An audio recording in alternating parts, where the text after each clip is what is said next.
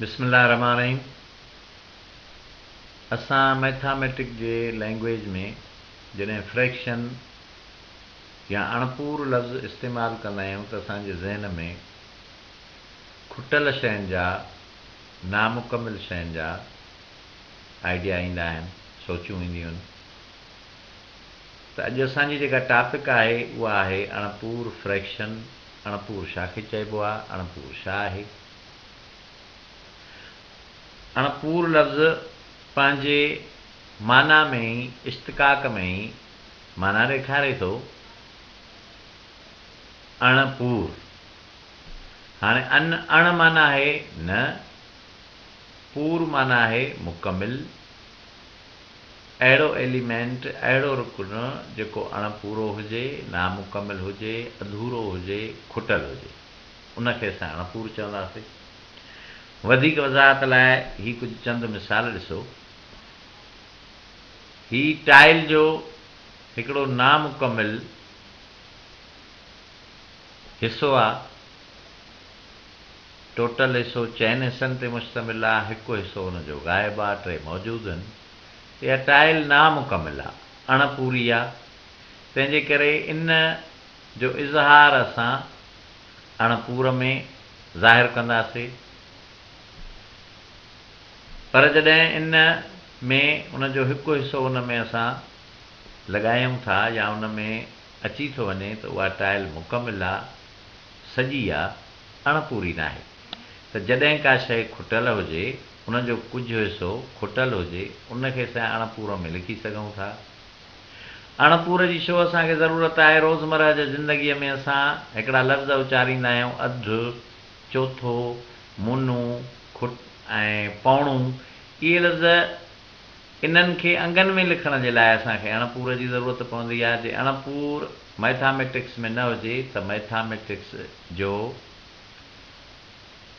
असां मुकमिल फ़ाइदो बि न वठी सघंदासीं ऐं असांजे रोज़मर्रा जी जेका ज़िंदगी आहे उन में जेके हिसाब किताब आहिनि उहे बि पूरा न थी सघंदा। छो त असां रोज़मर्रा जी ज़िंदगीअ में अणपूरनि शयुनि जा बि हिसाब कंदा आहियूं, जंहिंजे करे अंगनि में अणपूर। हाणे हीअ तस्वीर साॻी 3 हिसनि ते मुश्तमिल आहे। अचो कुझु ॿियूं तस्वीरूं ॾिसूं। हीउ हिकिड़ो पिज़्ज़ा आहे जेको टोटल 6 हिसनि ते विरायल आहे। उनजो हिकिड़ो हिसो ग़ाइबु आहे, इहो बि अणपूरो आहे, मुकमिल न आहे। इनखे बि असां अणपूर में लिखी सघूं था। हीअ हिकिड़ी गोल पिक्चर आहे जंहिंजो हिकु हिसो उनखां मथे उभारियल आहे। हाणे उहो हिकु हिसो, सॼी तस्वीर 4 हिसनि ते मुश्तमिल आहे, त उनजो हर हिकु हिसो आहे चोथों हिसो। हिते हिकु तस्वीर आहे जेका मुकमिल आहे। हाणे इन्हनि खे असां अणपूरी हवाले सां कीअं लिखंदासीं? हिन मां जेका गुम थियल शइ आहे, जेका मौजूदु न आहे, या जेका टाइल खुटल आहे, उहा आहे 1। हिते बि जेको 6 हिसनि मां हिकिड़ो, उहो बि आहे 1। हिते बि जेको उभरियल हिसो आहे उहो बि आहे 1, हेॾे बि आहे 1। हाणे इन्हनि जा जेके टोटल हिसा आहिनि ब्लैक अंगनि में, टोटल टाइल 4 हिसनि ते आहे, त 4 हिन जे हेठां, जेको 1 गुम आहे उहो मथां।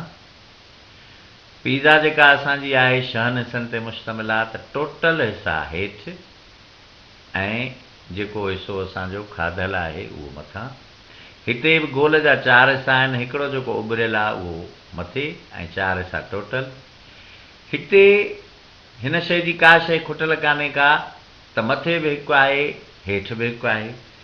हाणे मथिएं ऐं हेठिएं हिसे खे असां अलॻि करण जे लाइ विच ते हिकिड़ी लीक ॾींदा आहियूं, जंहिंखे भाङे असां चवंदा आहियूं, जंहिंजो अमल वंड जो हूंदो आहे, जेको अॻिते हली असां उन बाबति वज़ाहत कंदासीं।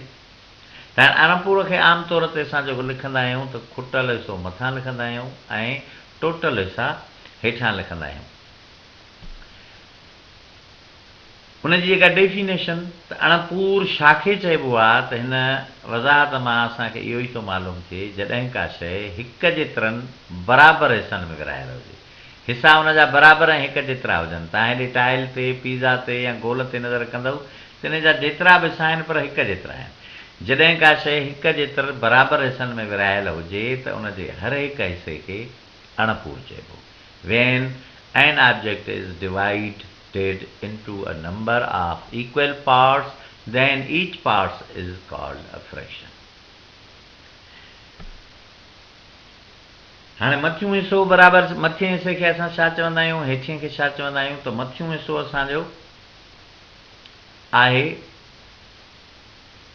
न्यूमिरेटर, जंहिंजो मक़सदु आहे त says how many parts in the fraction, माना टोटल अणपूरा हिसा घणा आहिनि, टोटल अणपूरा हिसा घणा, जेके असां अंश वारी जाइ ते, जंहिंखे सिंधीअ में असां अंश चवंदा आहियूं, उन जाइ ते रखंदा आहियूं।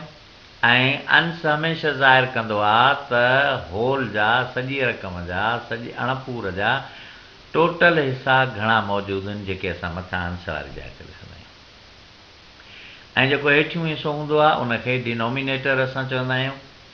ऐं हिन जो मक़सदु आहे says how many equal parts in the, माना हिन में टोटल हिकु जेतिरा हिसा घणा आहिनि, माना सॼी जेका शइ आहे उहा घणनि हिसनि ते आहे, माना कंहिं बि शइ जा टोटल हिकु जेतिरा इक्वल हिसा असां छेद में ज़ाहिर कंदा आहियूं, जंहिंखे सिंधीअ में असां छेद चवंदा आहियूं। ऐं जेके उन जा खुटल या खयल हिसा हूंदा आहिनि उहे अंश में ज़ाहिर कंदा आहियूं, अंश उन्हनि खे ज़ाहिर कंदो आहे। हाणे अंश खे असां पार्ट बि चवंदा आहियूं, हिसो बि चवंदा आहियूं, ऐं छेद खे असां होल चवंदा आहियूं, सॼो बि चवंदा आहियूं। हाणे जेको छेद आहे असांजो उहो सभिनी हिसनि ते मुश्तमिल हिकु मुकमिल शइ हूंदी आहे, पर हिकु जेतिरनि हिसनि में विरायल हूंदी आहे। ऐं अंश जेको हूंदो आहे हक़ीक़त में अणपूर खे उहो ई ज़ाहिर कंदो आहे त उते केतिरा शयूं खयल आहिनि, केतिरियूं खुटल आहिनि। जे मथे बि असांजो अॻिते हली असां सम्झंदासीं, जीअं मथे होॾे हिकु भाङे हिकु लिखियलु आहे त इहा शइ अणपूर न आहे। जॾहिं अंश ऐं छेद हिकु जेतिरा हूंदा त माना उहा शइ अणपूर न आहे, उहा बराबरि सॼे जी हूंदी। त अंश हमेशह खुटल शयुनि खे ज़ाहिर कंदो आहे ऐं छेद कंहिं बि अणपूर जे सभिनी विरायल हिसनि खे ज़ाहिर कंदो आहे, तॾहिं अञा हुनखे हे होल चवंदा आहियूं। हिते कुझु तस्वीरूं, टाइल आहे, उनजो हिकु हिसो मथे थियल आहे। ॿी असांजी हिकिड़ी फिगर आहे जंहिंमें टोटल 7 हिसा आहिनि, उनजा 2 हिसा ॻाढ़ा आहिनि, 5 हिसा फिका आहिनि। जेके ॻाढ़ा हिसा आहिनि उहे अंश खे था ज़ाहिर कनि, जेके फिका हिसा आहिनि उहे जेको आहे सो बाक़ी रहियल हिसनि खे था ज़ाहिर कनि। ऐं सॼी जेका तस्वीर आहे उहा सॼे होल खे थी ज़ाहिर करे।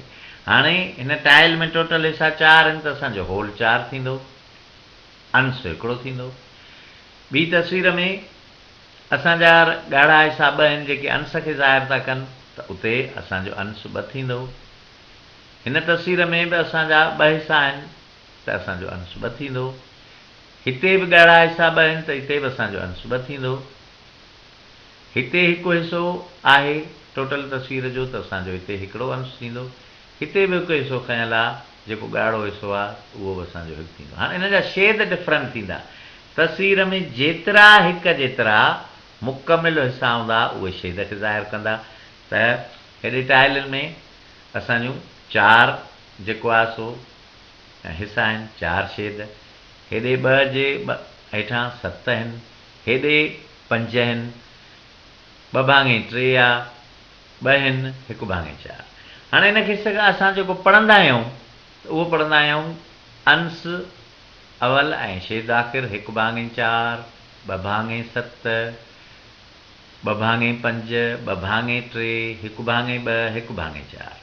मक़सदु त 4, 5 भाङे खां पोइ जेको लफ़्ज़ उहो सॼे अदद खे ज़ाहिर कंदो आहे, छेद खे। ऐं पहिरियों अदद जीअं 1 माना अंश, भाङे या लीक टुकड़ा माना भाङे जो मक़सदु वंडिया, ऐं हेठां 4 त माना अंश हिकिड़ो आहे, 4 छेद आहे। सॼी तस्वीर चैन ते विरायल आहे, जंहिंजी हिकु तस्वीर जेका अणपूरी आहे। हिते आहे 3/3, हिसा 3 आहिनि पर 3 या त मुकमिल आहिनि या नाम जेको आहे सो कम आहे, माना मुकमिल थियल आहिनि। जे कम में आहिनि त मुकमिल थियल आहिनि, त इनखे असां अणपूर नथा। 3/3 वंड कंदासीं 1/3, 1/3 त हिकु अदद, माना इहा मुकमिल तस्वीर आहे जेका अणपूरी कान्हे। हिन में बि 6 हिसा आहिनि, अंश में बि 6, छेद में बि 6, माना इहा मुकमिल आहे, असांजो अणपूर न आहे। हिकु भाङे हिकु हिकु भाङे हिकु इहा शइ बि असांजी मुकमिल आहे, अणपूरी न आहे। त जेका शइ मुकमिल आहे, अंश ऐं छेद जिन जा हिक जेतिरा अंग हुजनि, उहा शइ मुकमिल पूरी नथी थी सघे। हिते तव्हां कुझु तस्वीरूं ॾिसो, हिते केक जो हिसो आहे, तव्हां ॾिसी अंदाज़ो लॻाईंदा हूंदव त तक़रीबन हीउ चोथों हिसो आहे। असां रोज़मर्रा जी ज़िंदगीअ में चोथो अधु मुनूं इहे इस्तेमालु कंदा आहियूं, अंगनि में बि लिखंदा आहियूं, ॾाही अणपूर में ऐं अणपूर में बि। त उन्हनि खे असां कीअं लिखूं, कहिड़े तरीक़े सां? जीअं अणपूर आहे ई खुटल शयुनि खे, त हाणे अध खे असां अणपूर में कीअं लिखंदासीं, चोथे खे कीअं लिखंदासीं? त टोटल असांजी शइ चइनि हिसनि ते, जॾहिं को चोथो ज़ाहिर थियल हुजे त उनखे लिखंदासीं 1/4, 1/4 या 1/4। हीउ टाइल जो हिकिड़ो टुकुर आहे, 4 टे टुकुर न आहिनि, त टाइल टोटल जेका आहे सा चइनि हिसनि ते मुकमल हूंदी आहे, त उनखे असां लिखंदासीं 1/4, माना चोथों हिसो, इंग्लिश में चवंदासीं क्वार्टर। हीअ चांवरनि जी बोरी आहे जेका तक़रीबन अधु आहे। त अध खे जॾहिं बि का शइ अधु हुजे त उनखे अणपूर में असां कीअं लिखंदासीं? उनखे लिखंदासीं 1/2, माना टोटल अधु सॼीअ बोरीअ में 2 हिसा, 2 मां हिकु खयल, हिते असांजो हिक खे ज़ाहिर करे थो, त इनखे चवंदासीं 1/2। हीउ केक आहे जेको मुकमिल अधु आहे, त इनखे अणपूर में असां कीअं ज़ाहिर कंदासीं? इनखे बि लिखंदासीं 1/2। हीउ केक आहे हिते जंहिंजा 3 हिसा मौजूदु आहिनि, हिकु हिसो न आहे, त इन्हनि 3 हिसनि खे असां अणपूर में कीअं लिखंदासीं?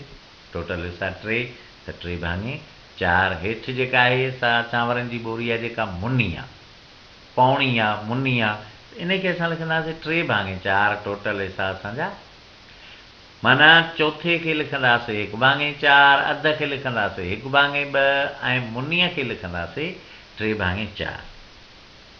हिते ही मिसाल वठो, हिकिड़ो सूफ़ सॼो आहे, हिकु अधु आहे। त हाणे सॼे जे लाइ असां, उहो मुकमिल आहे, त उनजे लाइ असां सॼो लफ़्ज़ इस्तेमालु कंदा आहियूं, हिकु सॼो, जंहिंखे चवंदासीं होल, ऐं 1/2। हिकु अधु आहे त उनखे 1/2, ऐं हिकु सूफ़ सॼो आहे त असांजो हिकु सॼो 1/2 थी वियो। अहिड़े तरीक़े सां हिकु नारगी सॼी आहे, ॿी अधु आहे, टीं चोथो आहे, त अधु ऐं चोथो इहे 3 हिसा थिया, हिकु सॼी, त इहा इनखे असां लिखंदासीं हिकु सॼो 3/4। अहिड़े तरीक़े सां असां जूं नामुकमिल खुटल शयूं असां अणपूर ज़रिए लिखूं था। हाणे अणपूर जा केतिरा क़िस्म आहिनि, उहे असांखे जेको आहे सो मालूम करणु घुरिजनि। How many kinds of common fraction, आम अणपूर जा केतिरा हिसा आहिनि, हुनजा 3 जेको आहे सो क़िस्म आहिनि। प्रॉपर फ्रैक्शन सुबतो अणपूर, इम्प्रॉपर फ्रैक्शन उबतो अणपूर, कंपाउंड आर मिक्स्ड फ्रैक्शन, माना गॾियल अणपूर। हाणे प्रॉपर फ्रैक्शन जा असां मिसाल वठूं, 3/4, 2/7, 1/2, 5/7। इन्हनि में तव्हां ॾिसो जेको अंश आहे उहो हमेशह छेद खां नंढो आहे, ऐं छेद अंश वारे मथे अंग खां हेठियूं अंग पार्ट खां होल वॾो आहे, होल पार्ट खां वॾो आहे, पार्ट होल खां नंढो आहे। त उहो अणपूर जंहिंजो अंश छेद खां नंढो हुजे उनखे चइबो प्रॉपर फ्रैक्शन। सुबतो अणपूर जंहिंजी डेफिनेशन आहे, proper fraction has a numerator less than its denominator. सुबते अणपूर जो छेद अंश खां वॾो थींदो आहे। ॿियो मिसाल वठूं, हिते उबतो अणपूर 5/4, 11/7, 3/2, 9/7। हाणे हिते ॾिसो त छेद खां होल खां पार्ट्स वधीक आहिनि, हेठिएं हिसे खां हुते मथे हिसे सुबते अणपूर में अंश नंढो छेद वॾो, हिते अंश वॾो ऐं छेद नंढो। हाणे जिते अंश वॾो मथियों हिसो वॾो हुजे हेठिएं हिसे खां, पार्ट वॾो हुजे होल खां, उनखे असां चवंदासीं उबतो अणपूर। उबते अणपूर जो छेद अंश खां नंढो थींदो आहे। टियों असांजो क़िस्म आहे गॾियल अणपूर जो। हिते हिकु अदद सॼो आहे, 3 सॼा, जंहिंखे पढ़ंदासीं 3 सॼा 3/4, हिकु सॼो 2/7, 2 सॼा 1/2, 5 सॼा 5/7। त हीअ असांजो अहिड़ो अणपूर आहे जंहिंमें सॼो अदद बि मौजूदु आहे ऐं सुबतो अणपूर बि मौजूदु आहे। लीक जे भरिसां असां सॼा अदद लिखिया आहिनि ऐं बाक़ी असांजो जेको खुटल हिसो आहे अणपूरो उहो असां आम अणपूरो में लिखियो आहे त इनखे चइबो आहे कंपाउंड या मिक्स्ड फ्रैक्शन। इहो आहे गॾियल अणपूर में हिकु सॼो अदद ऐं सुबतो अणपूर गॾियल हूंदा आहिनि। इहा अणपूर जी असांजी कुझु मुख़्तसिर डेफिनेशन्स हुई। बाक़ी अॻिते अणपूर बाबति वधीक कंहिं ॿिए वीडियो में असां हिन जो ज़िक्र कंदासीं। मोकिलाणी न आहे, सदाईं गॾु। सिंध सलामत, सात सलामत।